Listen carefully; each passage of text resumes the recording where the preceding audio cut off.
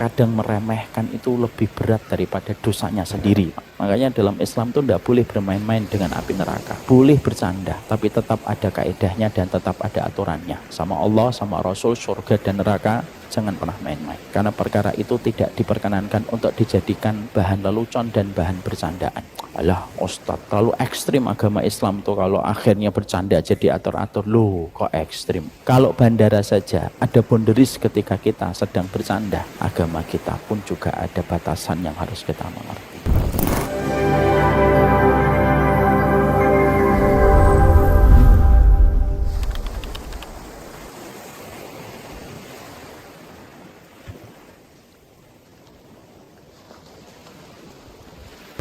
Alhamdulillah, tentunya senantiasa kita bersyukur kepada Allah atas setiap nikmat yang Allah berikan kepada kita. Dan tentunya yang paling penting di dalam kita bersyukur kepadanya, jangan pernah lupakan bahwasanya di dalam kita bersyukur itu adalah kita memenuhi setiap syarat dan prosedur supaya syukur kita betul-betul diterima oleh Allah. Syukurnya kita sebagai laki-laki tidak akan diterima bukan hanya sekedar melakukan ketaatan dan menambah ibadah. Tapi syukurnya kita sebagai seorang laki-laki tidak akan maksimal diterima oleh Allah sampai betul-betul kita berterima kasih kepada ibu kita dan bapak kita atas seluruh usaha, atas seluruh jasa yang telah mereka berikan pada perjalanan kehidupan kita. Kalau ada seorang laki-laki merasa dirinya telah bersyukur, memperlama sujudnya, memperlama rukuknya, dan memperbanyak umrahnya, dan memperbanyak sedekahnya, tetapi ternyata dia membuat luka hati pada ibunya dan membuat kecewa pada hati ibunya, maka sesungguhnya syukurnya sangat sulit diterima oleh Allah ketika syukur itu diiringi dengan tetesan air mata seorang ibu. Ibnu Abbas itu mengatakan kepada kita, tidak akan diterima syukurnya kita selaku manusia sampai kita berterima kasih kepada ibu kita dan ibu kita memberikan keridhaan kepada kehidupan kita atas semua usaha dan ikhtiar kita ketika membalas setiap jasa dan setiap kebaikan yang diberikan oleh ibu kita. Makanya kepada bapak yang masih diberikan kesempatan berjumpa dengan orang tuanya, terutama ibunya, teruslah berbuat baik kepada mereka, karena sesungguhnya berbuat baik ketika kita membingkai birrul walidain kepada mereka, itu menjadikan syukur kita akan membuka pintu langit dan syukur kita mendatangkan keberkahan di dalam kehidupan kita. Untuk para wanita, sesungguhnya syukurnya tidak akan diterima oleh Allah sampai dia berterima kasih kepada sang suami atas seluruh komitmen yang telah diambil oleh seorang suami ketika suami telah menikahinya dan ketika suami telah menghalalkan dia sebagai seorang istri di hadapan Allah. Seorang wanita sholatnya tidak akan pernah melewati kerongkongannya dan tidak ada hajat bagi Allah menerima amalan seorang wanita ketika dia melakukan ketaatan, melakukan ibadah, sampai dia betul-betul berterima kasih kepada sang suami tercinta dan mendapatkan keridhaan dari sang suami. Kalau seorang suami telah ridho kepada seorang istri, maka syukurnya dia kepada Allah diterima oleh Allah, karena suami telah ridho kepadanya di dalam baktinya ketika dia menemani sang suami tercinta. Dan ini merupakan ketentuan dari Allah yang tidak bisa diganggu dan digugat oleh siapapun. Dan inilah perkara syukur yang terkadang sering kita lupakan.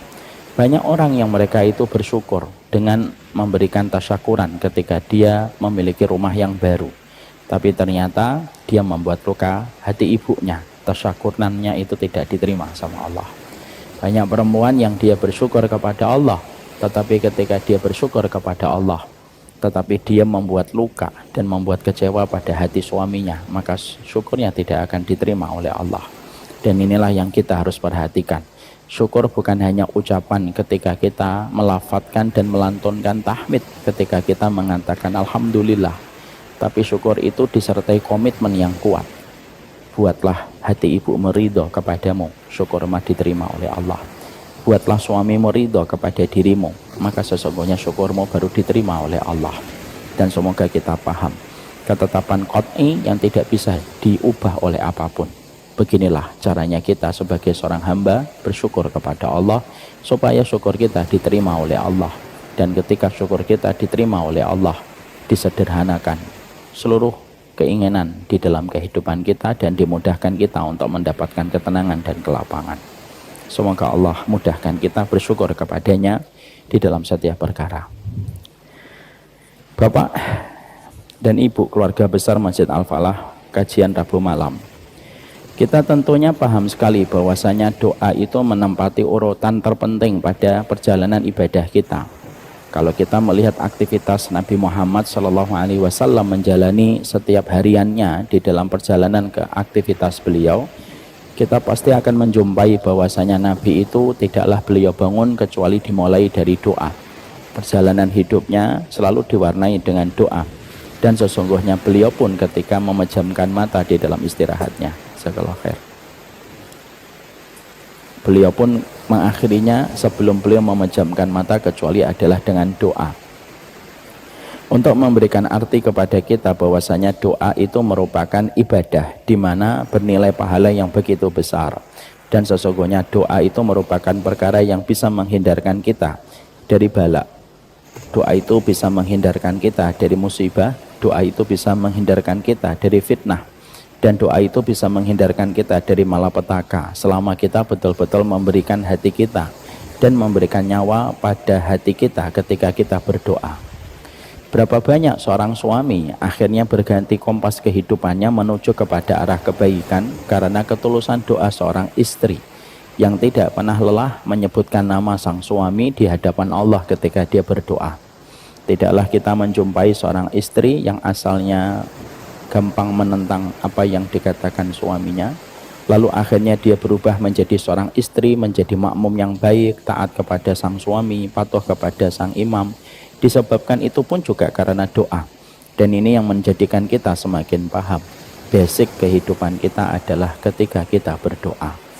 Disitulah kita bisa memahami dan bisa mengulang-ulang apa yang dikatakan oleh Umar bin Khattab, wa inni la ahmilu hammal ijabah walakinni ahmilu hammad du'a. Umar bin Khattab mengatakan kepada kita, saya tidak pernah khawatir apakah doaku dikabulkan oleh Allah ataukah tidak, karena itu bagi saya semuanya itu sama. Kalaupun saya dikabulkan berarti saya mendapatkan rahmatnya Allah, kalaupun saya tidak dikabulkan saya berada pada hikmahnya Allah. Dan kita manusia itu hanya berpindah dari satu takdir kepada takdir yang berikutnya. Kalau kita berdoa Pak, kalau doanya Bapak dikabulkan berarti Bapak mendapatkan rahmat. Tapi kalau Bapak berdoa dan Bapak tidak dikabulkan, Bapak mendapatkan hikmahnya dari Allah. Dan dua-duanya itu baik. Maka Umar bin Khattab mengatakan, saya tidak terlalu khawatir apabila doaku tidak dikabulkan oleh Allah. Tetapi aku khawatir kalau aku tidak lagi mendapatkan hidayah untuk berdoa kepada Allah. Makanya kalau Bapak dan Ibu tahu bagaimana kondisi hati manusia, bagaimana hubungannya dengan Allah, perhatikanlah dia di dalam berdoa. Kalau ada manusia walaupun rajin beribadah, tetapi dia sangat jarang berdoa, berarti dia fokus kepada perkara-perkara kecil tetapi melupakan perkara pokok. Karena perkara pokok di dalam kita beribadah kepada Allah itu terletak pada doa. Bahkan saking kuatnya doa, tidak ada yang bisa mengubah takdir, dan tidak ada yang bisa yang mengubah musibah yang akan Allah turunkan kepada satu teras kehidupan manusia kecuali adalah doa. Jadi kalau kita melihat apakah hati kita itu sangat tergantung dengan Allah sebagai zat yang kita sifati dengan sifat as-somad, apakah kita tergantung hatinya kepada Allah ataukah tidak? Perhatikan, apakah kita sering meminta kepada Allah ataukah tidak. Kalau kamu sering meminta kepada Allah dalam setiap kesempatan, melihat segala sesuatu kamu minta, membayangkan segala sesuatu kamu memohon kepada Allah, berarti hatimu sangat tergantung kepada as-somad. Tapi kalau ada manusia walaupun rajin ibadahnya, rutin di dalam ba'diyahnya, istiqomah di dalam qobliyahnya, tapi ternyata dia jarang meminta kepada Allah, berarti kemelekatan dirinya dan hatinya kepada Allah sangatlah lemah. Dan itu sudah cukup menjadikan dia diambang ancaman dari Allah, yaitu ketika Allah murka kepadanya ketika jarang berdoa dan meminta kepada Allah. Bukankah saya sering menyampaikan sebuah nasihat yang diriwayatkan dari baginda Nabi dalam riwayat Imam Ahmad, innallaha yaghdab liman lam yas'alillah. Allah itu marah, Allah itu murka. Kepada siapa Allah itu marah? Kepada siapa Allah itu murka? bukan kepada mereka yang hanya berzina, bukan hanya kepada mereka yang korupsi dan mereka mengambil khamr, tapi Allah itu murka kepada para hambanya yang jarang-jarang dia berdoa kepada Allah. Makanya kalau ada bisikan di hati kita, di pikiran kita, bisikan itu mengatakan, sudah, jangan banyak minta sama Allah, malu kamu sama Allah, amalmu masih segitu-segitu aja tetapi kamu sudah banyak meminta, maka fix dan confirm itu bukan bisikan hati tetapi itu bisikan setan. Karena apa? Karena setan tahu kalau kamu berdoa semuanya akan menjadi kebaikan. Kalau kamu tidak dikabulkan berarti disimpan untuk kebaikanmu di akhirat. Kalau tidak disimpan untuk kebaikan di akhirat berarti kita dihindarkan dari musibah. Kalau kita tidak dikabulkan berarti ada hikmah besar kenapa Allah tidak mengabulkan permintaan kita. Pasti permintaan kita membawa keburukan untuk kita sampai Allah tidak memberikan itu kepada kita. Dan itu semakin menjelaskan kepada kita, itulah dahsyatnya doa. Ya. Makanya selama kita masih bisa berdoa, maka sesungguhnya semuanya akan baik-baik saja. Selama kita berdoa dengan cara yang benar dan selama kita berdoa dengan cara yang sunnah, sebagaimana Rasulullah menghidupkan setiap doa dengan makna yang dihadirkan ketika Nabi mengetahui setiap maksud dari setiap doa yang beliau panjatkan. Sekarang mari kita menuju kepada doa yang ke-36. Berarti kita sudah berada pada gerbang detik-detik terakhir. Buku ini akan selesai setelah perjalanan 5 tahun. 5 tahun ya? Ya, 5 tahun, Masya Allah. Apa kita ulang lagi dari awal nanti? Maka sesungguhnya 40 doa Robbana kita sudah sampai pada doa yang ke-36. Berarti 4 doa lagi yang tersisa. Dan ini menuntaskan perjalanan kita selama 5 tahun. Dan Bapak sudah mendapatkan ijazah, sudah menyelesaikan doa Robbana 40 Robbana. Walaupun saya tidak tahu apakah 40 Robbana yang telah kita lewati Bapak dan Ibu sudah hafal ataukah tidak. Saya tidak akan tanya sudah hafal atau belum. Kenapa saya tidak tanya? Saya khawatir jawabannya mengecewakan saya sebagai guru.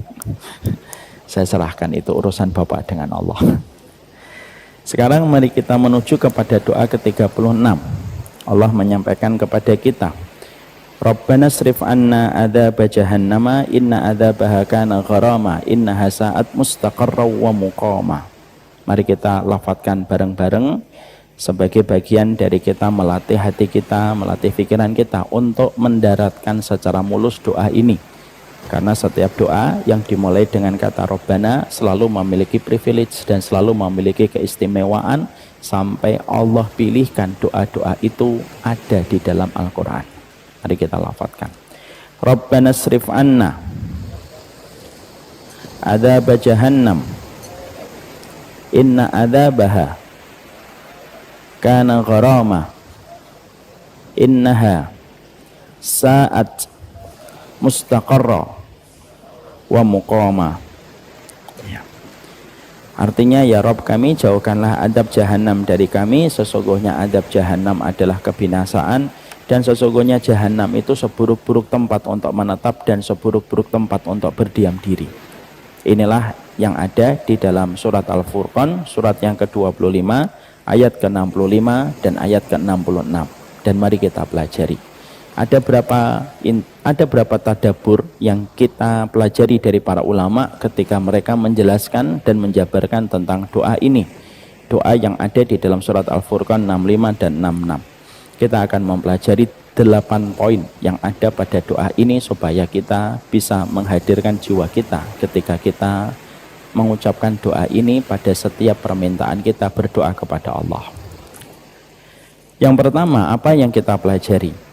Yang pertama, para ulama itu mengatakan, terkhusus Hasan al-Basri. Hasan al-Basri itu seorang ulama besar dari kalangan tabi'in yang hidup setelah masa para sahabat. Hasan al-Basri itu mengatakan kepada kita, sifat orang mukmin itu 2 dan sifat orang munafik itu 2, dan pada keduanya ada perbedaan yang sangat mencolok di antara orang yang beriman dengan mereka yang munafik. Apa itu sifatnya orang mukmin? Sifatnya orang mukmin itu 2 yang di dalam 2 perkara itu terkumpul berbagai macam kebajikan dan kebaikan. Apa sifatnya orang mukmin? Sifatnya orang mukmin itu yang pertama, mereka maksimal di dalam melakukan ketaatan dan ibadah, dan mereka tidak pernah setengah-setengah ketika mereka beribadah. Mereka tidak pernah apa adanya ketika melakukan ketaatan, dan mereka tidak pernah ala kadarnya ketika melakukan ketaatan. Orang beriman itu selalu maksimal di dalam melakukan ketaatan. Yang kedua, sifat orang beriman itu apa? Sifat orang beriman itu mereka senantiasa betul-betul tidak pernah merasa aman dari neraka, sehingga hidupnya mereka walaupun mereka telah maksimal di dalam melakukan ketaatan, rasa takutnya mereka kepada neraka begitu besar, dan mereka tidak pernah merasa aman dari setiap azab jahanam yang diceritakan oleh Allah dan disampaikan oleh baginda Nabi. Sehingga mereka itu hidupnya memiliki dua tali kendali. Yang pertama, mereka berharap dengan rahmatnya Allah, dan yang kedua, mereka memiliki rasa takut yang besar kepada azab jahanam, sehingga menjadikan mereka mampu memadamkan syahwat untuk melakukan kemaksiatan dan memadamkan syahwat untuk melakukan dosa ketika mereka merasa tidak pernah merasa aman dari neraka. Itu sifatnya orang yang beriman. Makanya Pak, kalau Bapak memiliki saudara, Bapak memiliki kerabat, ketaatannya luar biasa, dan selalu berkata dan menceritakan hal yang selalu sama, saya itu takut azab neraka, saya itu takut azab neraka, maka sesungguhnya itu merupakan karakteristik dan itu merupakan sifat yang ada pada diri seorang yang beriman kepada Allah, dan itu tidak bisa direkayasa dan itu tidak bisa dibuat-buat, tidak pernah merasa aman dari neraka. Makanya kita menjumpai para sahabat Nabi, walaupun mereka telah dijamin, sebagian dari mereka telah dijamin dan dibebaskan dari api neraka dan telah dijamin masuk surga, tapi ketakutan mereka kepada neraka itu tetap ada terus menerus, dan mereka tetap tidak merasa aman dari api neraka walaupun mereka telah mendapatkan penobatan dari Nabi bahwasanya mereka itu penduduk surga. Umar bin Khattab, Pak, Bapak tahu bagaimana Nabi ketika menjelaskan dan memberikan testimoni tentang Umar bin Khattab? Umar bin Khattab itu salah satu sahabat yang Nabi pernah berkisah kepada Umar bin Khattab pada waktu selepas beliau melakukan Isra Mi'raj, dan mengatakan kepada Umar bin Khattab, wahai Umar, saya ketika Isra Mi'raj, ketika berada di surga, aku melihat istana putih yang begitu megah, dan istana itu begitu indah, wahai Umar. Dan aku menyangka bahwasanya istana itu diperuntukkan dan disiapkan untukku nanti ketika datang hari kiamat, ketika hari dibukakannya surga. Tapi ketika aku bertanya kepada malaikat Jibril, wahai malaikat, untuk siapa istana itu, wahai Jibril? Maka lalu Jibril itu berkata, sesungguhnya istana megah yang engkau pandang dan membuat engkau terpesona itu, ya Rasulullah, itu adalah istana yang akan diberikan dan dihadiahkan kepada salah satu sahabatmu, dan itu Umar bin Khattab. Terus Rasulullah itu berkata, alangkah indahnya istana yang kamu miliki, wahai Umar. Sampai Umar itu merasa malu dengan Nabi ketika Nabi menceritakan tentang istana yang dibangunkan Allah untuk Umar bin Khattab, padahal Umar bin Khattab masih dalam kondisi hidup. Istananya sudah dibuatkan oleh Allah. Umar bin Khattab bukan hanya mendapatkan sekali, Pak. Bahkan Umar bin Khattab pernah beliau berada di atas gunung Uhud, lalu tiba-tiba Uhud bergetar. Pada saat itu Nabi bersama Abu Bakar, bersama dengan Umar, dan bersama dengan Utsman. Dan ketika gunung Uhud itu bergetar, apa perkataan Nabi? Nabi menghentakkan kakinya di atas gunung Uhud dan Nabi berkata, ihda'i anti ya Uhud, diam, diam Uhud. Di atasmu ada Nabi, di atasmu ada Siddiq, dan di atasmu ada dua orang yang akan mati syahid. Dan Nabi tidak mengatakan apapun, Nabi mengatakan dua orang yang mati syahid. Siapa yang dikatakan Nabi di atasmu wahai Uhud? Ada seorang Nabi, Nabi Muhammad sendiri. Di atasmu ada Siddiq, itulah Abu Bakar. Dan di atasmu itu ada dua orang yang mati syahid, itulah Umar bin Khattab dan itulah Utsman bin Affan. Itu menunjukkan bahwasanya Umar bin Khattab bukan hanya sekali mendapatkan kabar gembira tentang surga. Ini yang sudah kedua kalinya Umar bin Khattab mendapatkan kabar gembira tentang surga. Yang ketiga, ketika Nabi sedang berada di sebuah pohon kurma, lalu datanglah Abu Bakar, lalu datanglah Umar. Lalu pada saat itu Rasulullah memberitahukan kepada para sahabat bahwasanya Umar telah dibebaskan dari ancaman api neraka, dan Umar termasuk salah satu di antara sahabatnya Nabi yang telah digaransi dengan surga. Dan itu penobatan yang ketiga. Yang keempat, doanya Umar bin Khattab ketika dikabulkan oleh Allah. Doanya Umar bin Khattab itu apa? Allahumma rzuqni syahadatan fi sabilika wa wafatan bi biladi nabiyyika. Umar bin Khattab itu berdoa, ya Allah, kalau nanti saya meninggal dunia, tolong pilihkan wafatku dengan cara mati syahid. Tetapi mati syahidnya itu di kota nabimu, yaitu kota Madinah. Para sahabat yang mendengar doanya Umar bin Khattab pada saat itu sempat meragukan doa itu dan berkata, wahai Umar, kalau kamu ingin mati syahid, harusnya minta ketika kamu berada di Syam. Kalau kamu ingin mati syahid, harusnya kamu meminta ketika kamu di perbatasan-perbatasan perang antara kaum muslimin dan orang-orang yang menyerang kaum muslimin. Tapi kalau di kota Madinah sedang aman. Bagaimana kamu bisa meminta mati syahid tetapi mati syahidnya di kota Madinah? Tapi Umar bin Khattab, Pak, sama sekali tidak ragu dengan doanya. Dan beliau tetap mengulang, Allahumma rzuqni syahadatan fi sabilika wa wafatan bi biladi nabiyyika. Lihat caranya Allah mengabulkan doanya Umar bin Khattab supaya beliau mati syahid dan mendapatkan keutamaan pula meninggalnya di kota Nabi Muhammad, yaitu kota Madinah. Beliau sedang sholat subuh, ditusuk oleh Abu Lu'luh al-Majusi. 3 hari setelah itu beliau meninggal dunia dalam kondisi mati syahid, dan mati syahidnya di kota Nabi Muhammad, yaitu kota Madinah. Ini menunjukkan Umar bin Khattab sebesar itulah bagaimana beliau diamankan dari neraka dan dipastikan dan digaransi beliau memasuki surga. Tapi perhatikan bahwasanya ketika Umar bin Khattab telah dipastikan sebagai penghuni surga, apa yang muncul pada dirinya Umar bin Khattab? Beliau merasa tidak aman dari api neraka. Makanya salah satu sahabat yang paling banyak nangis dan tangisan itu membekas kepada fisiknya orang tersebut itu Umar bin Khattab, Pak. Makanya kalau kita menjumpai bagaimana para ulama menjelaskan fisiknya Umar bin Khattab itu tinggi besar, badannya tegap. Ada salah satu ciri yang sangat identik dengan ciri yang ada pada Umar bin Khattab yang tidak ada pada sahabat lain. Apa ciri identik yang ada pada Umar bin Khattab yang tidak ada pada ciri sahabat yang lain?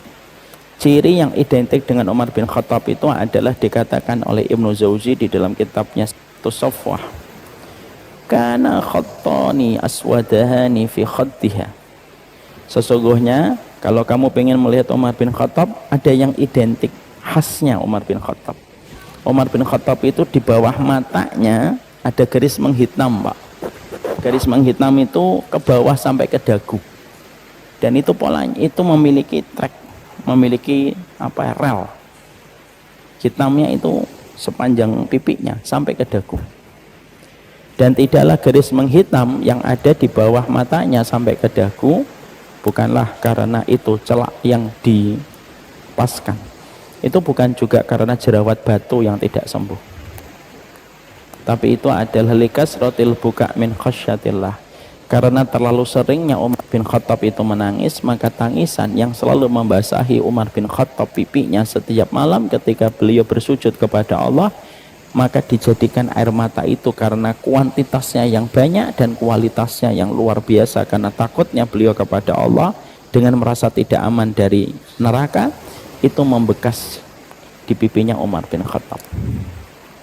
Bapak bisa bayangkan sebanyak apa air mata yang menetes ketika sampai membekas kepada fisik kulitnya manusia. Dan tentunya kita sudah bisa membayangkan seberapa seringnya dan seberapa banyaknya Umar bin Khattab itu menangis. Itulah yang menjadikan kita paham sifat orang mukmin itu 2, Pak. Kalau beramal, dia memberikan yang terbaik. Tapi rasa aman dia dari api neraka itu merupakan rasa aman yang tidak pernah sirna di dalam hatinya setiap waktu dan setiap saat. Karena itu merupakan karunia dari Allah. Tidak setiap orang mereka mendapatkan satu keutamaan memiliki rasa takut dan memiliki rasa tidak aman dari api neraka, kecuali orang yang betul-betul beriman. Makanya kita mendapati salah satu doanya orang beriman itu bukan hanya fokus meminta surga, tetapi bagaimana mereka memohon kepada Allah supaya mereka itu diselamatkan dan dijauhkan dari api neraka. Karena apa? Rasa aman dari api neraka itu, rasa tidak aman dari api neraka itu merupakan sifat kebaikan. Kalau kita manusia merasa tidak aman dari api neraka, maka kita tidak akan pernah menghujat orang dan kita tidak akan pernah mengaibkan orang lain. Kita akan sering mengaibkan diri kita dengan berbagai macam dosa, berbagai macam kemaksiatan yang kita lakukan ketika diri kita merasa tidak aman dari api neraka. Dan itulah sifat orang beriman. Lalu Hasan Al-Basri melanjutkan, sifatnya orang munafik itu dua, dan itu berbalik dengan sifatnya orang yang beriman. Sifatnya orang munafik itu dua. Sifatnya orang munafik itu yang pertama, kalau beramal sekedarnya, kalau beramal apa adanya, kalau beramal ala kadarnya. Tetapi yang kedua, mereka selalu merasa aman dari api neraka, dan mereka merasa insya Allah saya bukan penduduk neraka. Ya.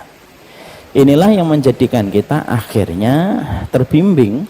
Berarti ketika kita meraba pada dada keimanan kita, maka sesungguhnya dada keimanan kita itu akan kita dapatkan ada iman pada hati kita dalam dua perkara. Sebesar apa kamu memberikan maksimal di dalam ketaatan dan ibadah yang kamu lakukan, dan seberapa rasa takut yang ada pada hatimu terhadap api neraka. Semakin besar rasa takut kita kepada api neraka, maka semakin besar rasa iman yang ada di dalam hati kita. Tapi seberapa besar kita merasa aman dari api neraka, maka sebesar itulah kemunafikan telah menguasai dan telah mendominasi hati dan jiwa kita. Makanya semakin orang solih, yang paling dia takutkan adalah neraka. Bapak Ibu pernah mendengar apa yang dikatakan Abu Bakar? Abu Bakar itu manusia yang dipilih oleh Nabi untuk menjadi penggantinya Nabi kalau Nabi sedang dalam kondisi sakit. Abu Bakar itu orang yang putrinya dipilih oleh Nabi untuk dijadikan istri. Abu Bakar itu merupakan seorang Nabi, Abu Bakar adalah seorang laki-laki yang mana Rasulullah pernah bersabda, kalau ada Nabi setelahku pastilah Abu Bakar itu adalah Nabi. Tapi apa perkataan Abu Bakar ketika menjelang wafatnya? Perkataan Abu Bakar sebagaimana diambil dari beberapa riwayat yang sahih, perkataan Abu Bakar sebelum meninggal dunia, beliau mengulang sebuah kalimat, laitani kuntu turaba, cobalah saya dulu menjadi tanah dan tidak perlu menjadi manusia untuk mempertanggungjawabkan semua amal yang telah aku lakukan dan apa yang aku kerjakan. Padahal Abu Bakar, Pak, yang telah digaransi oleh Nabi akan bertetangga dengan Nabi kelak di Firdaus yang paling tinggi. Itulah yang dinamakan dengan harga rasa takut kepada neraka. Makanya kalau Bapak ngaji dan ngajinya berkah untuk kita, ngaji yang berkah itu tidak akan sibuk menjadikan kita gampang dan sering untuk terus menghujat orang lain. Tapi kalau ngajinya kita berkah untuk diri kita, itu kita akan menghukum diri kita sendiri daripada menghukum orang lain. Dan kita akan terus merasa rasa takut kepada api neraka itu terbayang-bayang setiap waktunya di depan mata kita. Hari ini entertain, scrolling, media sosial, itu betul-betul telah membuat raib gambaran kita tentang neraka itu hilang, Pak. Sehingga akhirnya rasa takut kepada neraka menjadi musnah, sirna. Sehingga ketika seorang manusia itu sudah tidak ada lagi rasa takutnya dan dia telah merasa aman dari api neraka dan merasa bahwasanya amal yang dia lakukan itu sudah cukup untuk menebus api neraka, maka itulah yang menjadikan dia nanti ketika beramal itu biasa-biasa saja, karena dia merasa bahwasanya amalnya telah cukup untuk memadamkan api neraka, padahal begitu jauh antara dia dengan keselamatan api neraka. Itulah yang menjadikan akhirnya kita mendapati perkataan para ulama, sifat orang mukmin itu tidak pernah merasa aman dari api neraka. Walinya Allah kalau ditanya, mereka tidak pernah pede untuk mengatakan dirinya sebagai orang yang dirahmati oleh Allah. Jadi kalau Imam Al-Ghazali di dalam kitab Ihya Ulumuddin itu beliau mengatakan sifat walinya Allah itu justru mereka tidak pernah pede kalau dirinya itu sebagai penghuni surga. Bukan karena mereka suudon sama Allah, bukan karena mereka berburuk sangka kepada Allah, enggak. Tapi justru karena iman itu yang menjadikan manusia itu tidak pernah pede sebagai penghuni surga. Ketika seseorang itu tidak merasa pede sebagai penghuni surga, maka yang dilakukan itu adalah menambah terus ketaatan untuk memantaskan dirinya sebagai penghuni surga. Makanya walinya Allah itu tidak pernah merasa dirinya sebagai penghuni surga. Dan dia tidak pernah selesai dengan perasaan itu sampai dia meninggal dunia. Makanya Abu Hurairah ketika akan meninggal dunia nangis. Abu Hurairah, Pak, yang namanya sampai hari ini begitu harum. Abu Hurairah yang sampai hari ini ribuan orang masih menyebutkan nama Abu Hurairah di majelis-majelis ilmu mereka. Saya saja tadi menyebutkan nama Abu Hurairah sudah 1 kali. Ini baru saya hari ini, belum tadi pagi, belum tadi siang, belum di pondok, belum di pesantren. Padahal beliau sudah meninggal 1400 tahun lebih yang lalu. Amalannya tetap berjalan argunya, Pak. Tapi tahukah kita bahwasanya seorang Abu Hurairah ketika akan meninggal dunia, maka beliau itu dalam kondisi menangis. Lalu anaknya itu sedih melihat abinya itu nangis terus. Lalu anaknya berkata kepada bapaknya, apa yang membuatmu meneteskan air mata tidak kunjung berhenti, wahai bapakku? Lalu bapaknya itu mengatakan, safarun tawil, bapakmu ini akan menghadapi perjalanan yang panjang, nak. Tetapi bekal bapakmu terlalu sedikit pada perjalanan yang begitu panjang. Lalu anaknya ikut nangis, bapaknya juga nangis. Tidak lama setelah itu pingsan, tidak lama setelah itu meninggal dunia. Padahal sekelas Abu Hurairah. Jadi sesungguhnya rasa takut dan merasa tidak aman dari neraka, betul kata Ibnu Taimiyah, itu merupakan sebuah anugerah dari Allah. Kepada mereka yang terus berusaha betul untuk mendekat kepada Allah, maka karunia Allah akan Allah berikan kepada mereka dengan rasa takut kepada neraka dan merasa tidak aman dari api neraka setiap waktu. Dan itu tidak bisa direkayasa kecuali itu merupakan mauhibah, itu merupakan pemberian dari Allah. Itu pemberian dari Allah, Pak. Orang yang mereka itu merasa takut dari api neraka setiap waktu dan setiap saatnya. Sehingga rasa takut itulah yang akan terus menjadi sebuah kebaikan baginya di hadapan Allah. Orang yang takut kepada api neraka, tidak akan dibuat oleh Allah takut ketika dia meninggal dunia. Dan ada hadis qudsi yang sering saya sebutkan di majelis ini. Allah berfirman di dalam hadis qudsi, wala ujmi'u khaufaini wala amnaini ala abdi. Aku tidak pernah mengumpulkan 2 kali takut kepada hambaku sebagaimana aku tidak pernah mengumpulkan 2 kali aman kepada hambaku. Kalau ada hambaku itu merasa aman dari adabku ketika di dunia, maka ketika mati dia pasti akan ketakutan terhadap adabku semenjak dia ditaruh di atas keranda. Makanya dalam hadis, dalam Abu Hurairah disebutkan kan, Pak, orang yang ditaruh di keranda pada fisiknya ketika kita melihat dengan kasat mata, dia memang diam, Pak. Kita naruh orang di atas keranda, diam. Tapi Nabi memberitahukan kepada kita apa yang tidak bisa dilihat oleh kasat mata kita. Nabi mengatakan orang yang di atas keranda itu 2.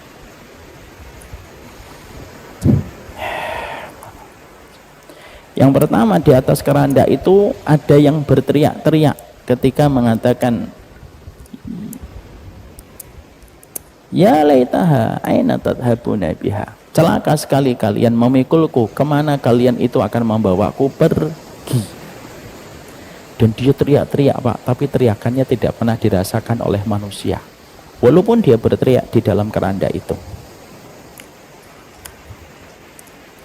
Tapi kalau dia adalah orang yang beriman, dan tanda keimanannya apa? Ketika hidup di dunia, dia memiliki rasa takut terus kepada api neraka. Ketakutan kepada api neraka yang menjadikan dia mengatakan tidak sama riba. Ketakutan pada api neraka yang menjadikan dia mengatakan tidak kepada fitnah wanita.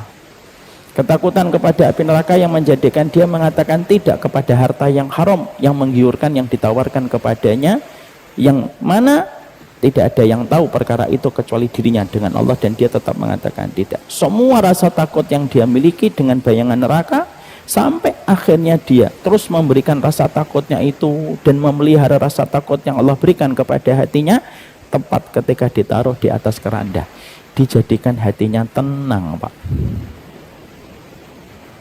Dan ketika tepat di atas keranda, apa perkataan orang yang mereka sepanjang hidupnya itu takut kepada neraka? Perkataannya di dalam keranda itu mengatakan, qaddimuni, qaddimuni. Ayo dong, segerakan. Jangan lambat-lambatlah membawaku untuk segera bertemu dan berjumpa dengan liang lahatku. Kenapa dia ingin berjumpa liang lahat, Pak? Pak, kita yang masih hidup saja, kalau sedang takziah, ngelihat lubang liang lahat saja, kita mesti bergetar, Pak. Ya Allah, pasti kita di tempat itu. Loh, ini meninggal dunia seorang diri, Pak. Kita nanti dibangkitkan seorang diri, nanti dimasukkan ke kubur seorang diri, nanti kita berjumpa kepada Allah seorang diri. Dan ketika dia diletakkan di atas keranda, dia mengatakan qaddimuni, qaddimuni. Kayak seorang petani yang telah menanam dan besok adalah hari panen, Pak. Maka dia menghidupkan alarm jam 3 supaya punya persiapan menyambut hari panennya. Sebagaimana Bapak ketika akan pergi umroh pertama kali, Pak. Bapak kalau mau pergi umroh kan merasakan tenang, seneng, Pak. Lalu travelnya mengatakan kita berangkatnya jam 10. Karena ini penerbangan internasional, persiapannya 4 jam. Berarti jam 6 sudah tiba di bandara. Yang rumahnya di Bekasi, tolong 2 jam sebelum jam 6 sudah mengambil perjalanan menuju ke bandara. Seneng, Pak. Bahkan mungkin ketika kita sedang naik bis, kita mengatakan sama sopirnya, Pak, cepet dong, Pak, khawatir saya telat, padahal baru setengah 6. Dan kata Nabi, orang itu diletakkan di atas kerandanya, maka sesungguhnya dia akan mengatakan qaddimuni, qaddimuni. Kenapa Allah jadikan dia merasa tenang dan merasa aman? Karena rasa takutnya sudah diberikan kepada Allah di sepanjang sisa hidupnya. Makanya kalau kita pernah meninggalkan satu dosa, Pak, karena takutnya kita kepada Allah, terutama ketika saya dan Bapak di tengah kesendirian, ada satu persatu godaan dosa, lalu kita mengatakan tidak karena ingat sama Allah. Bisa jadi apa yang kita tampik dari dosa di tengah kesendirian itu yang akan menjadikan manusia itu akan berkata ketika diletakkan di atas kerandanya, qaddimuni, qaddimuni. Cepatlah. Makanya sunnahnya kalau ada orang yang memikul keranda, sunnahnya tidak boleh terlalu cepat dengan berlari. Dan sunnahnya tidak boleh tidak boleh sunnahnya itu berjalan lambat. Berhenti, berhenti, tidak boleh. Dia agak dicepatkan, tapi tidak sampai berlari. Kenapa? Kalau dia orang beriman, sebaik-baik kebaikan yang kalian pikul dan dia ingin berjumpa dengan masa panen dari ibadah dan rasa takutnya kepada Allah. Kalau dia bukan orang beriman, seburuk-buruk benda yang kalian letakkan di atas pundak kalian, maka jangan lama-lama. Kalau itu yang kamu angkat bukan orang beriman. Itulah yang dikatakan oleh Hasan Al-Basri. Itulah kenapa sifat ibadur rahman, mereka itu memintanya apa? Rabbana srif anna adzaba jahannama inna adzabaha kana gharama innaha sa'at mustaqarra wa muqama. Karena sesungguhnya orang mukmin itu memiliki dua dan orang munafik memiliki dua. Orang mukmin, kata Hasan Al-Basri, memberikan amalan yang terbaik dan dia tidak pernah merasa aman dari api neraka. Orang munafik beramalnya sedikit apa adanya, ala kadarnya, dan mereka selalu merasa aman dari api neraka. Dan itu sifat yang pertama. Itulah yang menjadikan akhirnya kenapa Ibadur Rahman menyebutkan doa ini di dalam surat Al-Furqan 65 dan 66. Ini yang kita harus paham yang pertama. Poin yang kedua, insya Allah kita teruskan setelah kita melaksanakan sholat isya. Semoga Allah memberikan keberkahan untuk kita. Dan semoga Allah menghidupkan rasa takut pada hati kita terhadap api jahanam. Indonesia itu tidak pernah kekurangan orang pintar. Indonesia itu kekurangan orang yang takut kepada Allah. Indonesia itu butuh seorang guru, seorang mu'alim, seorang murabbi yang takut kepada Allah dan takut kepada neraka jahanam. Indonesia itu butuh pemimpin, bukan yang pintar semata, tapi yang merasa takut dengan nerakanya Allah. Indonesia itu butuh dengan para siswa dan siswi, bukan yang pintar, Pak. Yang pintar mah banyak. Tapi kita Indonesia hari ini butuh dengan siswa dan siswi yang mereka merasa takut dengan azabnya Allah.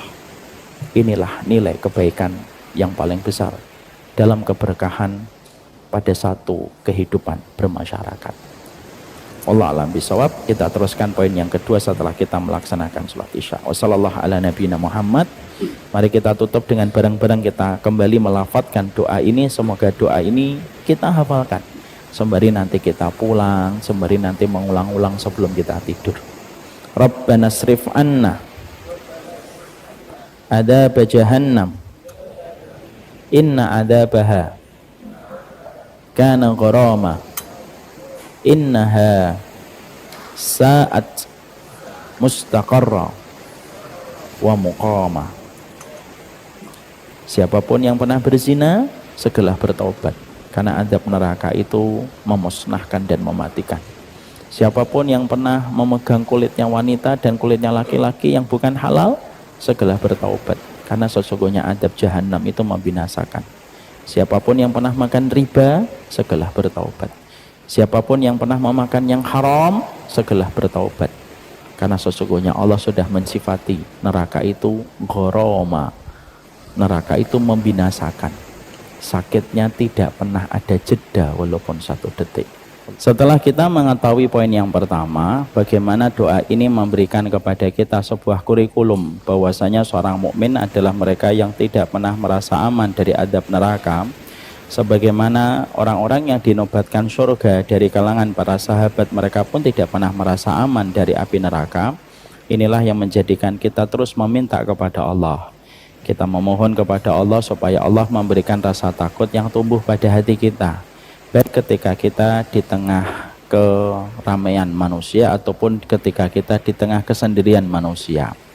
Karena sesungguhnya untuk menjadi takut kepada Allah di tengah keramaian itu gampang, tapi menjadi takut kepada Allah di tengah kesepian dan di tengah kesendirian itu yang paling sulit dan paling susah.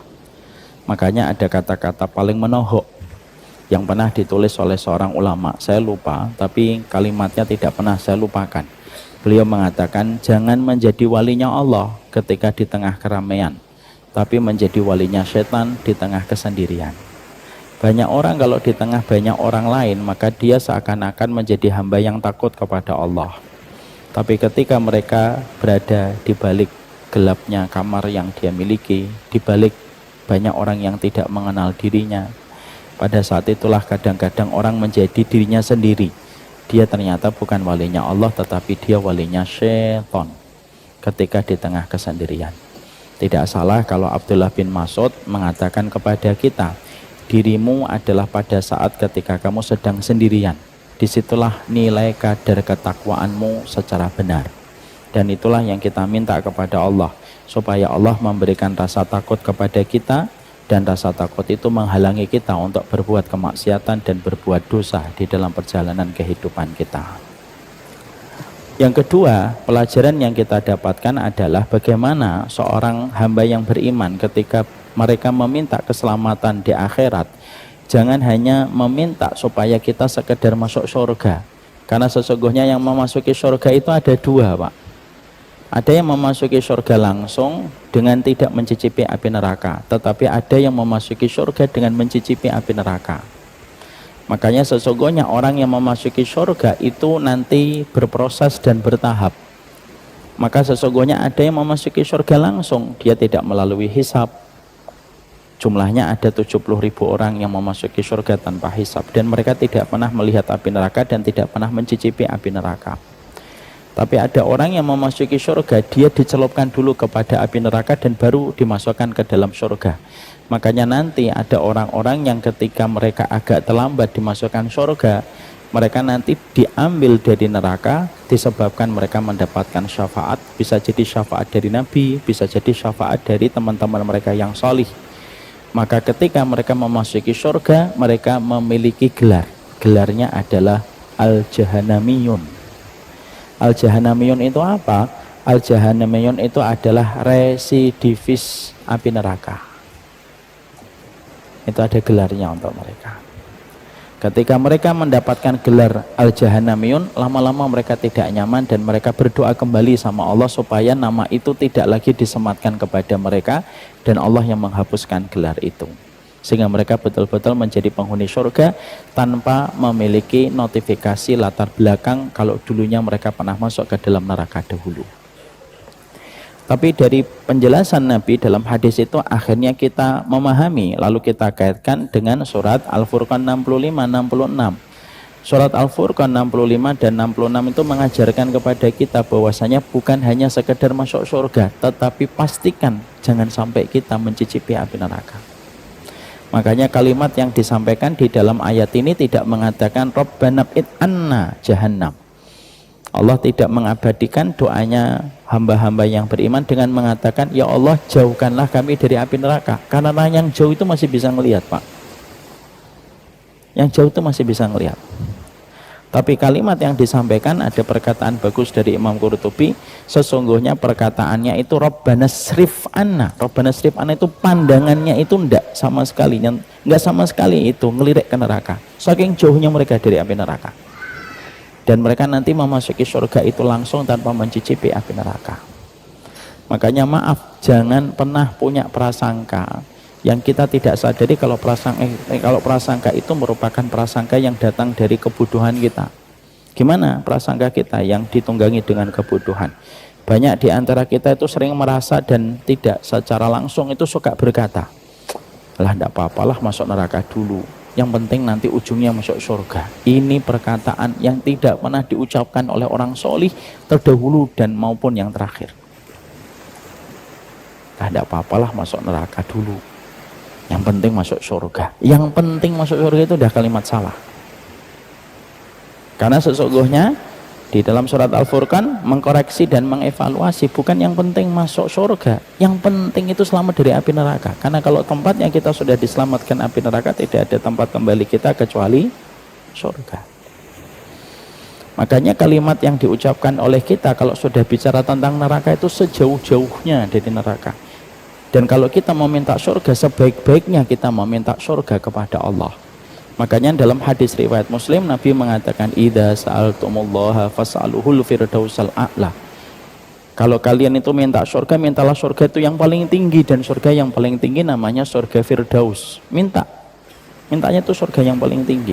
Dan kalau kalian meminta perlindungan dari neraka, jangan hanya selamat dari api neraka, tapi jauhkanlah sejauh-jauhnya sampai dialihkan pandangan kita tidak ngelirik kepada api neraka. Sampai akhirnya nanti kita betul-betul memasuki surga tanpa merasakan kengerian ketika melihat api neraka. Para ulama lalu berkata di dalam tafsir, manusia itu nanti ketika melihat neraka dalam dua kondisi. Sebelum nanti kita melewati sirat, ada manusia yang mereka nanti pastinya akan melihat neraka sebagaimana pada surat Maryam. Dan semuanya orang sebelum mereka memasuki surga, tidak ada yang tidak bergetar ketakutan ketika melihat neraka kalau mereka belum memasuki surga. Karena itu merupakan bayangan yang paling mengerikan. Makanya ada satu hadis yang disebutkan Nabi, ketika manusia sudah di atas sirat, fala yadhkuru ahadun ahadan, tidak akan ingat siapapun kecuali dia ingat hanya dirinya sendiri. Kalau sudah ngelewatin sirat, ibu tidak ingat anaknya, suami tidak ingat istrinya, istri tidak ingat suaminya, dan tidak ada yang diingat kecuali dirinya sendiri. Kenapa? Karena tepat di bawahnya itu api neraka. Fala yadhkuru ahadun ahadan. Yang kedua, kita akan melihat neraka kalau sudah memasuki surga, Pak. Kalau kita sudah memasuki surga, lalu kita melihat neraka, sudah tidak ada lagi gemetar. Karena apa? Karena kita sudah mendapatkan rahmatnya Allah. Dan rahmat itu yang membuat kita tidak lagi memiliki rasa khauf dan huzn. Khauf itu rasa takut, huzn itu rasa khawatir dan kesedihan. Makanya dalam beberapa riwayat, tidak semua riwayat, dalam beberapa riwayat ahli tafsir mengatakan setiap rumah di antara para penghuni surga memiliki 4 pintu. Ini di dalam beberapa tafsir dijelaskan. Jadi kalau nanti kita mendapatkan rumah kita di surga, rumah kita itu memiliki 4 pintu. Satu pintu merupakan pintu ketika kita melewati pintu itu berjumpa dengan Allah dan melihat wajahnya Allah tanpa batas, sebagaimana kita melihat rembulan di tengah bulan. Itu satu pintu itu. Pintu yang kedua adalah pintu ketika para gulam, para pelayan-pelayan surga itu memasuki rumah kita tanpa lelah, tanpa letih. Mereka bergerak ka'annahum lu'lu'um maknun, sebagaimana mutiara yang tersimpan, dan mereka tidak pernah berhenti untuk terus melayani kita. Itu pintu yang kedua, tidak campur-campur pintunya.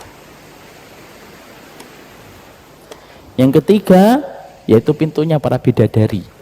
Ketika kita akan memasuki ke tempat kemah-kemah, karena setiap rumah kita bersama dengan istri kita, dan setiap kemah di situ para bidadari bagi laki-laki penghuni surga. Kenapa tidak ada bidadara, Ustadz, bagi kami para wanita? Karena wanita itu fitrahnya tidak butuh banyak laki-laki, tapi butuh satu laki-laki yang bertanggung jawab. Kalau laki-laki fitrahnya adalah bersama dengan perempuan dan bidadari ketika mereka taat kepada Allah. Makanya mereka ada sebuah khaimah min lu'lu' dari permata, di mana itulah tempatnya para bidadari. Dan ibu-ibu nanti tidak usah nanya, bisa nggak khusus untuk pintu itu kami kunci, Ustaz? Tidak bisa. Tidak bisa. Wa naza'na ma fi sudurihim min gillin ikhwanan ala sururim mutaqabilin. Karena kita ketika di depan pintu surga sudah dicabut rasa ghil, dan termasuk rasa ghil itu para ulama menjelaskan termasuk di dalamnya adalah ghirah, cemburu itu sudah tidak ada. Kenapa ibu-ibu tidak memiliki rasa cemburu? Ada penjelasan bagus dari Syekh Utsaimin. Karena wanita-wanita surga itu tahu kelasnya, dan dia tidak pernah repot dengan para bidadari yang bukan kelasnya mereka. Bagus nggak kalimat ini? Atau jangan-jangan tidak paham? Kenapa para wanita itu mereka tidak memiliki rasa cemburu? Berdasarkan surat Al-Hijr tadi, wa naza'na ma fi sudurihim min ghillin ikhwanan ala sururin mutaqabilin. Yang kedua, karena sesungguhnya wanita-wanita dunia yang memasuki surga, dia tahu kelasnya dia. Kelasnya dia itu tidak dibenturkan dan tidak usah untuk dicemburukan dengan para bidadari yang levelnya bidadari itu di bawah mereka. Jadi mereka tidak cemburu sama bidadari. Kenapa? Karena levelnya bidadari itu di bawah levelnya mereka, Pak. Jadi mereka tidak ada cemburu. Alah, sama bidadari, cantikan saya. Karena kita tentunya sepakat, mana lebih cantik, Pak? Bidadari atau para wanita dunia yang memasuki surga, Pak? Tidak usah takut, jawab aja jujur. Yaitu para wanita di dunia yang memasuki surga. Dan saya sudah sampaikan berkali-kali, kenapa kok wanita di dunia ketika memasuki surga itu mereka lebih cantik dan levelnya itu level up-nya dibandingkan para bidadari. Karena bidadari hanya diciptakan untuk menjadi objek kenikmatan. Tapi wanita di dunia yang memasuki surga, mereka menjadi subjek dari berbagai macam ujian yang mereka lalui, dan mereka menyempurnakan satu persatu ujian itu sampai mereka mendapatkan kedudukan yang tinggi di surga. Makanya mereka nggak level untuk cemburu sama bidadari. Jangan dicoba ini di dunia, Pak. Bisa panjang. Dosa cemburu bukan levelmu, tidak bisa. Itu di dunia. Berarti kalau masih cemburu berarti fix dan confirm kita masih di ceger bambu apus. Dan bukan di surga. Maka sesungguhnya itu pintu yang itu. Pintu yang keempat, pintu untuk melihat penduduk neraka ketika mereka disiksa. Ini saya pernah ketika ngomong kayak gini, Pak, di sosial media ada yang komennya tidak sopan. Sebenarnya komennya tidak apa-apa, tidak sopannya yang saya tidak suka. Ngomong kayak ginian ada dalilnya enggak? Ngomong tanpa ini. Kenapa sih nggak bisa bertanya yang baik kalau memang bertanya dalil? Maka sesungguhnya ada dalilnya dari banyak kitab tafsir para ulama. Maka yang keempat itu merupakan pintu di mana dia bisa melihat api neraka dan bisa melihat bagaimana penduduk api neraka disiksa. Untuk apa? Menambah rasa kenikmatan. Bahwasanya dulunya ketika dia meninggalkan maksiat itu menjadikan dia mendapatkan kenikmatan paripurna ketika mereka di surga. Akhirnya apa? Mereka tertawa, mereka tersenyum untuk membalas ketika mereka dulu ditertawakan pada saat beriman di dunia.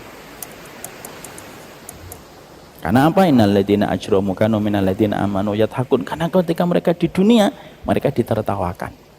Dan nanti ketika di surga mereka tertawa. Dan itu hal yang lumrah. Itu bukan berarti kita pendendam, bukan. Sama ketika Nabi ketika mendapati dalam perang Badar. Lalu Abu Jahal meninggal dunia, Umayyah bin Khalaf meninggal dunia. Apa perkataan Nabi? Hal wajadtum ma wa'ada rabbukum ma wa'ada rabbuna haqqo? Kalian telah dapati enggak apa yang dikatakan oleh Rabb kami itu benar? Kenapa itu diucapkan Nabi? Seakan-akan Nabi pengen mengatakan, tuh, tahu kan apa yang saya dakwahkan itu tidak salah. Itu bukan menggambarkan dendam, enggak. Itu menggambarkan iman sama hari akhir. Bahwasanya semuanya itu kita benarkan ketika datang dari Allah. Jadi 4 pintu itu Pak, kita nanti dapat Pak.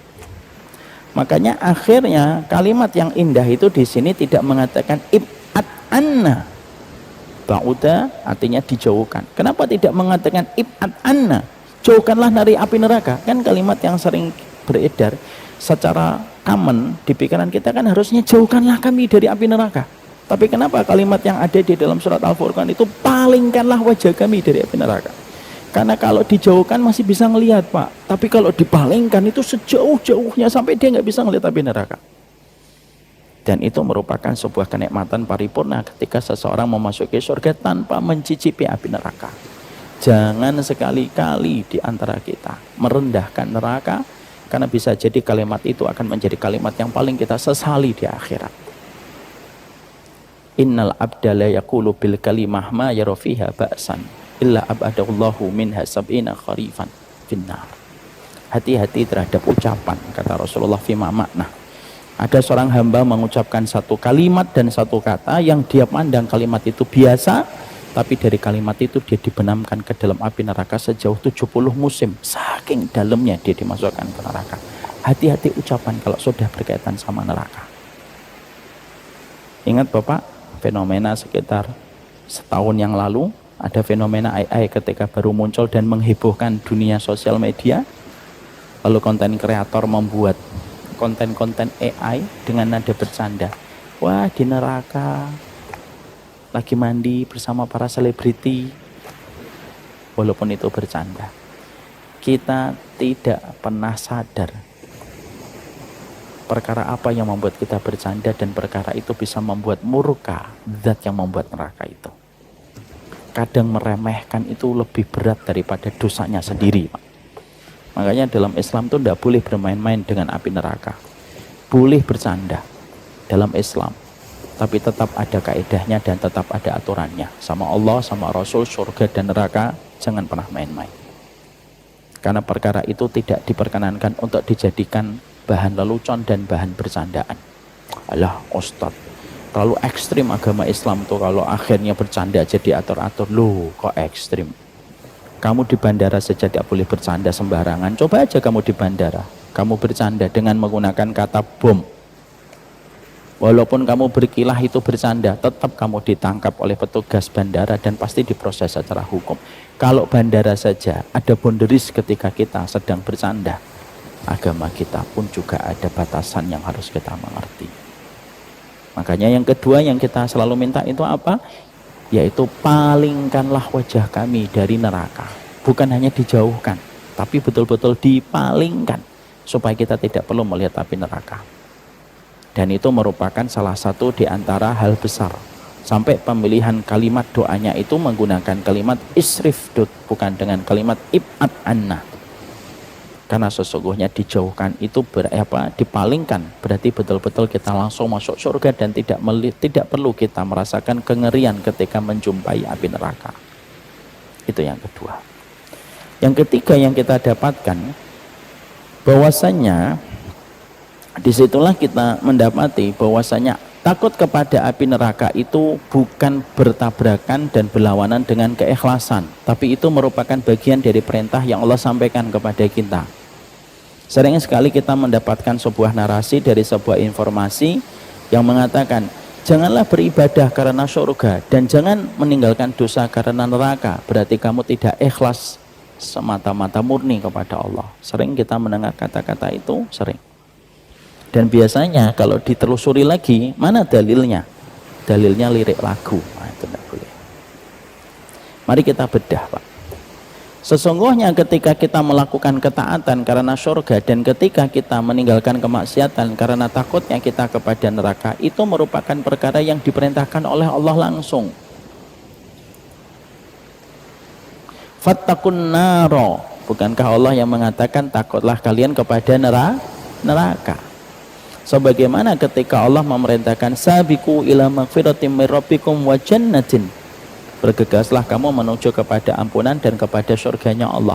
Beramal karena ingin mendapatkan surga itu merupakan bagian dari rumpun keikhlasan, dan ketika meninggalkan dosa karena takutnya dan ngerinya hati kita ketika melihat neraka, itu pun bagian dari rumpun keikhlasan. Jadi tidak bertentangan dengan nilai keikhlasan pada hati kita, enggak. Kamu beramal karena surga itu bagian dari rahmat. Dan kamu meninggalkan dosa karena kamu takut kepada neraka, maka itu merupakan bagian dari sifat adab Allah yang pedih, maka itu merupakan bagian dari keikhlasan. Dan tidak bertentangan dengan keikhlasan. Kapan kita beribadah itu hilang keikhlasan kita? Kalau beribadahnya kita karena dunia, kalau ibadah kita karena pujian, nah itu baru tidak ikhlas. Tapi kalau kamu beribadah karena surga, itu merupakan bagian dari rumpun keikhlasan. Dan kalaupun kamu meninggalkan maksiat karena kamu takut kepada neraka, itu pun juga rumpun keikhlasan. Karena Allah yang memerintahkan kita untuk takut kepada neraka dengan seluruh azab yang Allah sampaikan, sebagian beritanya dan informasinya melalui Al-Quran dan melalui berita-berita yang disabdakan oleh Rasulullah. Kenapa Allah sampaikan beberapa penjelasan tentang neraka itu detail? Supaya kita memiliki rasa takut kepada neraka itu. Mengingat surga memberi kekuatan, mengingat neraka membangun kesadaran. Dan ketika kita mengingat neraka dan takut kepada neraka, itu pun merupakan bagian dari kita takut kepada Allah. Karena neraka dan Allah itu merupakan antara Allah dengan sifatnya. Karena dengan sifatnya Allah yang adil, Allah membuat neraka. Dengan sifatnya Allah yang rahmat, Allah membuat surga. Dan tidak usah dipisahkan antara rahmatnya Allah dengan surga, antara rahmatnya Allah ketika menciptakan surga dengan zatnya Allah. Jangan dipisah, itu satu. Jangan dipisahkan antara adilnya Allah ketika membuat neraka dengan zatnya Allah. Itu satu. Jadi kalau kamu takut kepada neraka, kamu takut kepada sifat keadilan Allah ketika membuat neraka untuk membalas setiap orang sesuai dengan ganjaran perbuatannya. Jangan dipisah-pisah. Janganlah kita beribadah karena surga dan neraka, itu namanya tidak ikhlas. Loh, Allah membuat surga itu karena rahmatnya, dan Allah membuat neraka itu karena sifat adilnya. Makanya orang yang memasuki neraka karena keadilan Allah, dan orang yang memasuki surga karena belas kasihan Allah kepada kita, Pak. Maaf ya Pak, rahmat itu artinya belas kasihan Allah. Makanya maaf, cinta tertinggi itu justru mengasihani. Kalau dalam kaidah, kalau orang Indonesia itu kan paling anti dikasihani dan mengatakan, maaf ya Mas, jangan mencintai saya karena kasihan. Loh, justru kasihan itu yang paling lama, yang paling awet itu kasihan. Karena Allah itu mencintai kita itu karena kasihan, Pak. Kalau karena kita nggak dikasihani sama Allah, wah babak belur kita. Tapi karena Allah kasihan, rahmat itu artinya kasihannya Allah sama kita. Allah menciptakan surga. Kenapa kita memasuki surga? Karena rahmat, Pak. Karena amal kita tidak sebanding dengan properti yang Allah sudah sediakan ketika Allah menciptakan surga. Kenapa? Seluruh ibadah kita itu tidak akan sepadan dengan properti di surga, walaupun cuma satu jengkal. sambilkan analogi yang gampang Pak, supaya kita paham artinya kenapa kita memasuki surga bukan amal Ustadz, tapi karena rahmat. Gini, Bapak tahu hari ini properti yang paling mahal di mana? Bukan Los Angeles, bukan Beverly Hills, tapi properti yang paling mahal di atas muka bumi ini di mana? Di pelataran Masjidil Haram. Per meternya Pak bisa ratusan miliar per meternya. Orang semacam saya hidup mati lagi mati lagi beli 1 meter belum bisa. Kalau Pak Aiban mungkin 4 kali dia hidup mati. Karena apa? Saking mahalnya properti di pelataran Masjidil Haram. Kalau saya bekerja Pak, setiap hari saya bekerja, saya mendapatkan upah 100 juta. Mungkin saya membutuhkan waktu 80 tahun, 90 tahun baru bisa 1 meter Pak. Saking mahalnya properti di sekitar Masjidil Haram. Itu baru pelataran Masjidil Haram, apalagi surga. Makanya tidak ada orang yang memasuki surga itu karena amal Pak. Karena apa? Amalnya dibandingkan properti yang Allah pilih ketika membuat surga tidak sepadan Pak. Makanya jangan sombong dengan amal, karena yang memasukkan kita ke surga semata-mata rasa kasihan Allah. Kasihanlah sama Umar Mita ini, tidak memasukkanlah ke surga. Kasihan sama Haiban karena sudah membuat puisi dan pantun. Salah kamu ke surga. Rasa kasihan itu mahal Pak. Makanya para ulama salaf itu apa? Lebih baik dikasihani, karena itu long lasting Pak. Kalau bapak dan ibu dicintai karena kasih sayang, kasih sayang itu bisa hilang karena kecewa. Tapi kalau dikasihani, long lasting, dia lama dia. Makanya Allah tidak menggunakan kata yuhib, tapi Allah menggunakan kata yarham ketika menggunakan kata rahmat ketika bicara konteks surga. Kenapa tidak menggunakan kata cinta ketika konteksnya membuat surga? Karena kalau menggunakan kata cinta berarti amal kita belum cukup mendapatkan surga. Tapi Allah menggunakan sifatnya apa? Rahmat ketika menciptakan surga. Maka disitulah kita akhirnya memahami orang mukmin itu bukan hanya masuk surga, tapi orang mukmin itu selamat dari neraka dan betul-betul tidak melihat api neraka kecuali langsung masuk surga. Itulah arti keselamatan. Itulah yang dipilih oleh ibadur rahman. Itu sifat yang kedua atau poin yang kedua. Poin yang ketiga tadi keikhlasan, bahwasanya jauh dari api neraka itu tidak menghilangkan keikhlasan. Poin yang keempat itu menjelaskan kepada kita ada kata goroma Pak. Goroma itu kebinasaan. Di dalam doanya Allah menyebutkan Rabbana srif anna adzab jahannam inna adzabaha kana gharama innaha sa'at mustaqarra wa muqama. Kata gharama itu membinasakan. Artinya kata gharama itu sebagian ahli takwil itu menerjemahkan kenapa orang-orang yang beriman itu mensifati untuk menakuti diri mereka terhadap api neraka, mereka mensifati api neraka itu gharama, karena gharama itu membinasakan, yang artinya semua kemaksiatan yang dilakukan oleh manusia sekalinya mereka dicelup kepada api neraka, semua kemaksiatan itu tidak tersisa kenikmatan walaupun hanya sejengkal dan secuil kuku, hilang Pak. Makanya ini dikaitkan dengan hadis. Dalam hadis yang panjang dikaitkan nanti pada waktu ketika seluruh manusia itu dikumpulkan, Allah akan memanggil 2 orang. Yang pertama siapa yang dipanggil oleh Allah? Orang yang paling nikmat hidupnya ketika di dunia, hampir-hampir tidak pernah merasakan penatnya hidup, perihnya hidup, kesusahan di dalam hidup, tidak pernah sama sekali. Tapi dia penghuni neraka Pak, dia bermaksiat, tidak pernah sama sekali dia merasakan penat, perih dan apapun. Hidupnya lempeng, enak, nikmat, empuk hidupnya, tapi dia penduduk neraka. Ini dipanggil, kamu datang, fulan. Dia datang. Orang seluruh yang ada di muka mahsyar itu, mereka tahu ini orang yang paling nikmat hidupnya ketika di dunia. Kalau dalam konteks kekinian mungkin ya, kalau boleh saya ilustrasikan, ini hanya ilustrasi saja, kayak orang Elon Musk gitu. Wah, nggak pernah sama sekali, susah mungkin. Yang kedua yang dipanggil oleh Allah adalah orang yang paling susah hidupnya di dunia. dengan bertubi-tubi penderitaan yang tidak ada ujungnya dan deritanya tiada akhir. Tapi dia orang beriman dan masuk surga. Maka dipanggil oleh Allah, terjadilah dialog dengan Allah, dan dialog ini didengarkan oleh seluruh penduduk mahsyar dari timur ke barat, utara ke selatan. Sebelum masing-masing akan dihisap sesuai dengan porsi amal dan perbuatan yang telah mereka lakukan. Dipanggil, Pak.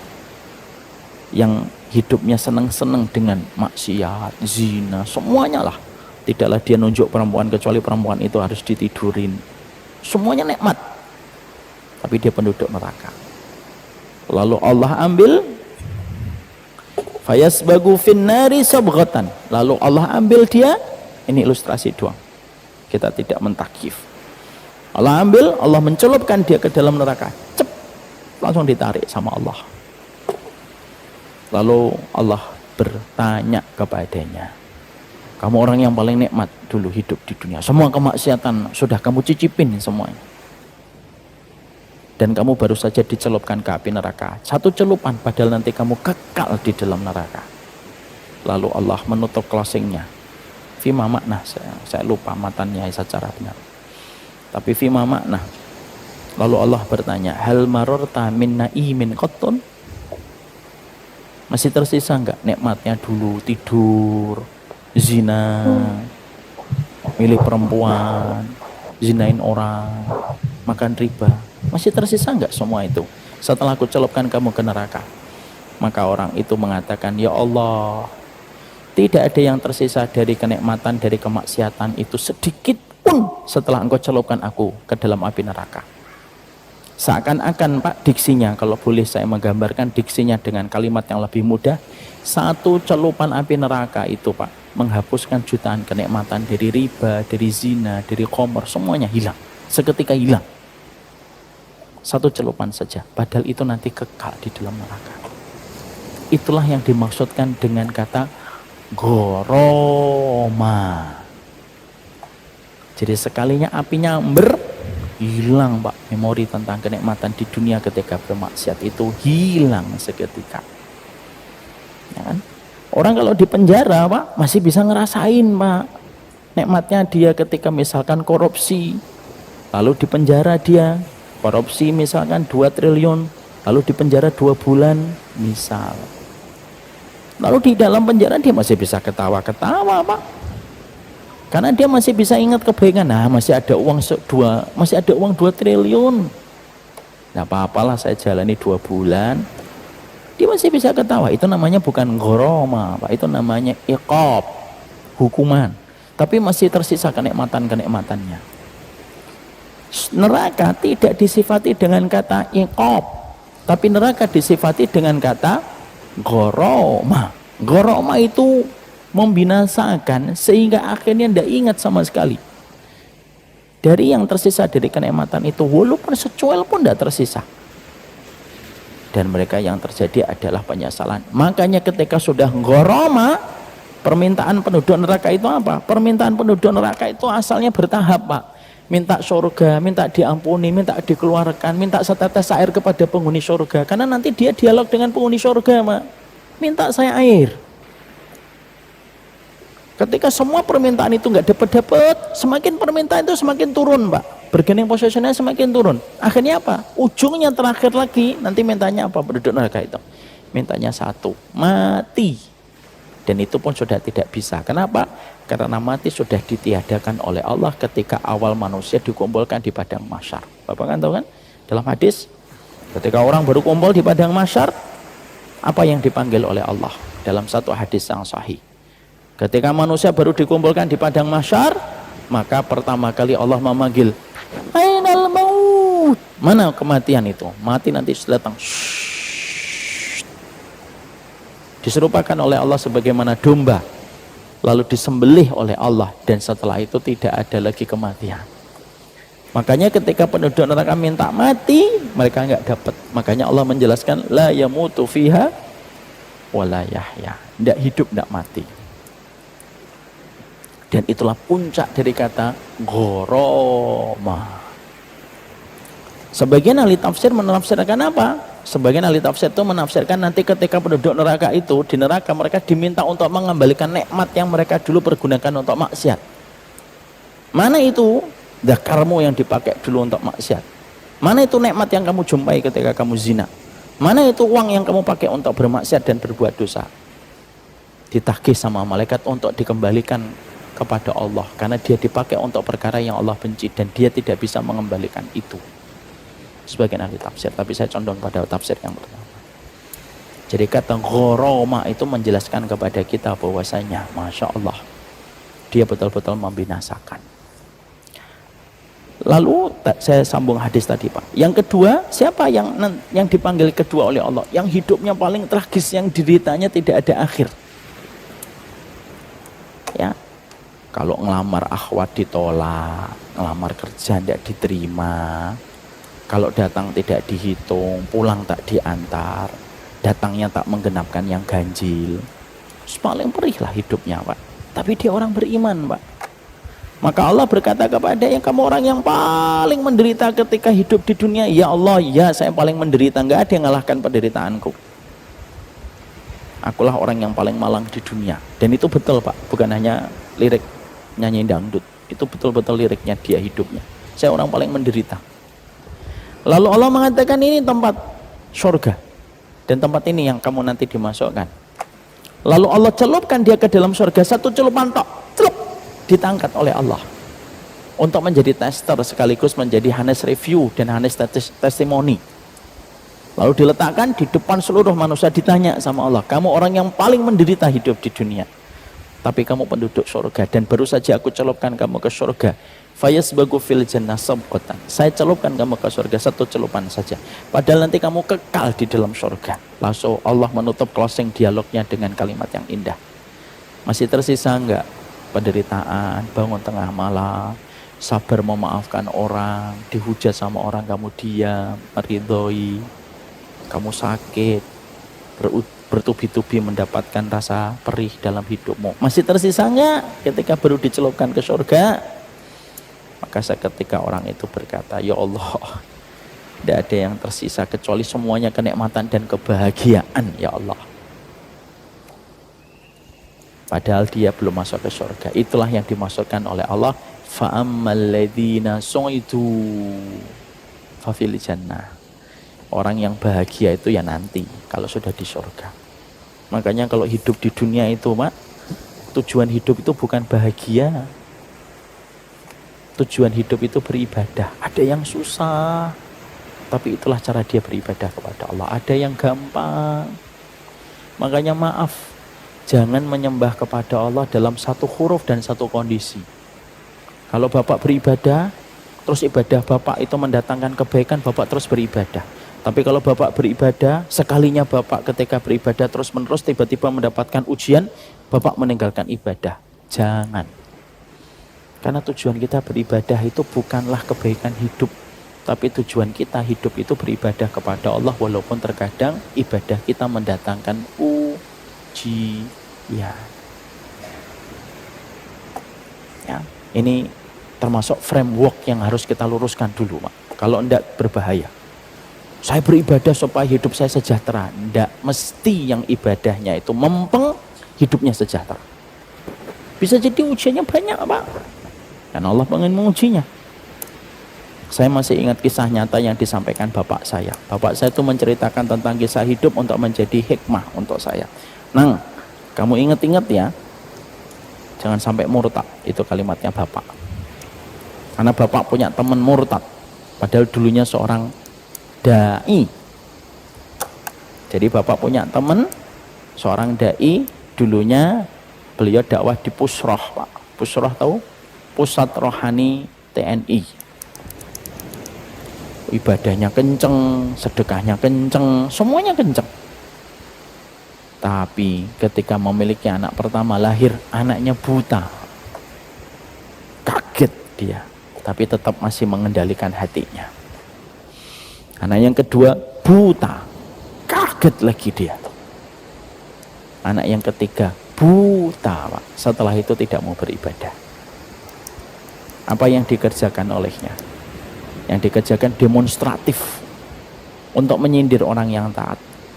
Orang sholat Jumat, dia tarik itu kursi, diletakkan di depan pintunya, dia duduk, ngeliatin tetangga-tetangganya pergi ke masjid. Apa komentarnya? Ngapain kamu ibadah?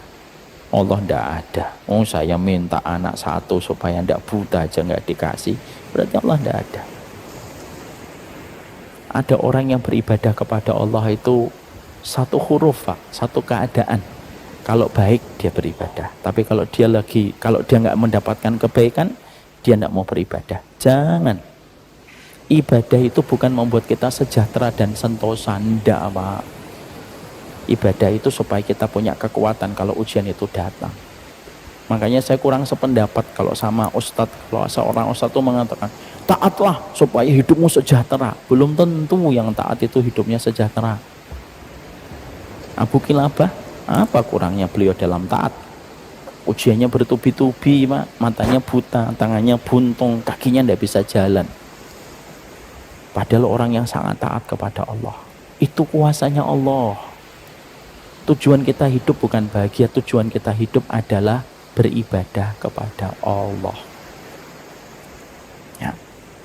Nah, disitulah kita mendapati bahwasanya sifat yang kelima yang kita dapatkan dan kita pelajari adalah sesungguhnya satu celupan api neraka itu menghapuskan jutaan kenikmatan dalam perbuatan maksiat. Itulah yang dimaksudkan dengan kata ghoroma. Kemudian yang terakhir, poin yang terakhir. Kapan kita menumbuhkan rasa takut kita kepada Allah? Ketika datangnya godaan untuk melakukan perkara yang haram.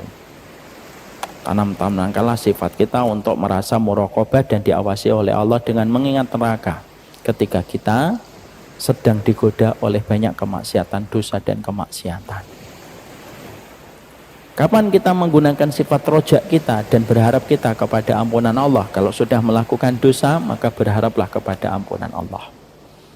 Kalau kita Pak yang sudah usianya 40 tahun lebih, tidak ada sifat yang terbaik kecuali adalah kita berharap supaya Allah mengampuni kita dan merahmati kita. Inilah yang kita dapatkan dari sebuah doa yang indah. Yang disebutkan doa ini merupakan doanya ibadur Rahman, di mana doanya adalah Rabbana srif anna adzab jahannama inna adzabaha kana gharama innaha sa'at mustaqarra wa muqama. Wassallallahu ala nabiyina Muhammad walhamdulillahirabbil alamin.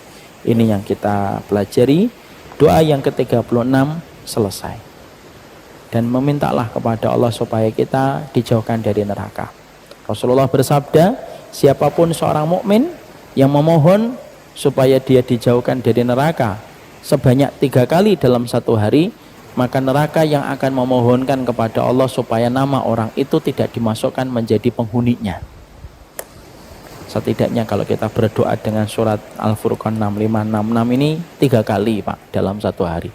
Rabbana srif anna adzab jahannama inna adzabaha kana gharama innaha sa'at mustaqarra wa muqama. Rabbana srif anna adzab jahannama inna adzabaha kana gharama innaha sa'at mustaqarra wa muqama. Rabbana srif anna adzab jahannama inna adzabaha kana gharama innaha sa'at mustaqarra wa muqama. Siapapun yang memohon perlindungan dari api neraka sebanyak 3 kali dalam satu hari, neraka yang akan memohonkan ampunan kepada Allah. Ya Allah, fulan itu meminta perlindungan dari diriku 3 kali.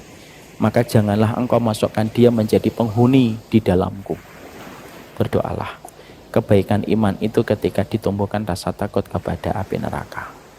Wassallallahu ala nabiyina Muhammad walhamdulillahirabbil alamin. Don't worry about the pain you hold inside. Don't worry about the tears you try to hide. Don't worry about the nights that feel so long. Don't worry about the weight he makes you strong. Don't worry about the fear that clouds your way. Don't worry about the load that comes today. Don't worry about the pain upon your chest. Don't worry about your path, Allah knows best. He always makes the bad days go away. I raise my hands and say Subhanallah, Subhanallah. He even turns